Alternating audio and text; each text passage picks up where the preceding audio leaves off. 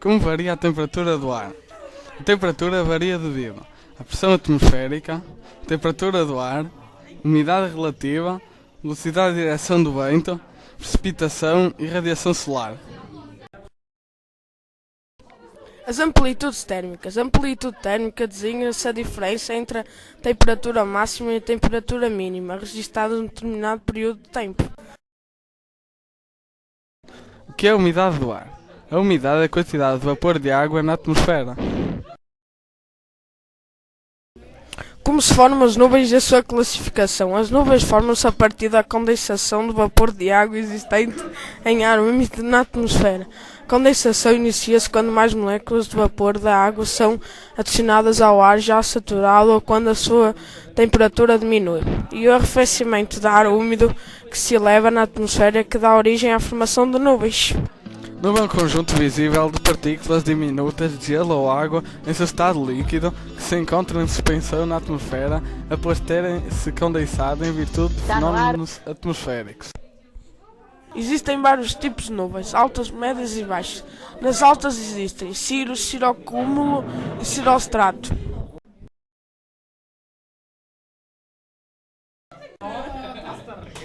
Médias, altostrato, altocúmulos. Baixas, estrato, estratocúmulo e nimbostrato. Nuvens de desenvolvimento vertical, cumulonimbus e cúmulos.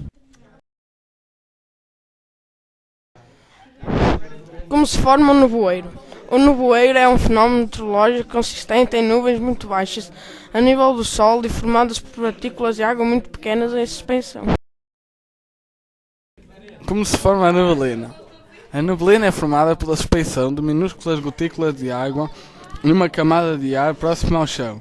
Ou seja, a neblina nada mais é do que uma nuvem em contacto com o Sol. Como se forma a geada? A geada é formada durante a noite quando a temperatura diminui. Nos meses de outono e inverno, nas regiões frias, o vapor de água ao nível do Sol transforma-se em finos cristais de gelo que se agarram à relva ou à terra.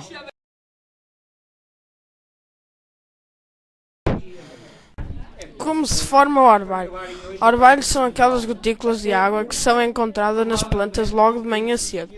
Ele se forma quando ocorre um choque de temperatura da umidade da noite que fica nas plantas com o calor do sol. Porque chove?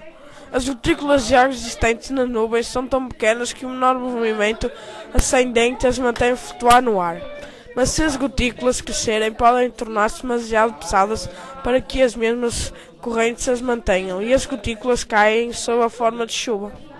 Pressão atmosférica. A pressão atmosférica não dá lugar à força por unidade de superfície, consequente peso do ar. A pressão atmosférica é então igual ao peso por unidade da área de uma coluna vertical de ar que se estende da superfície até ao limite exterior da atmosfera.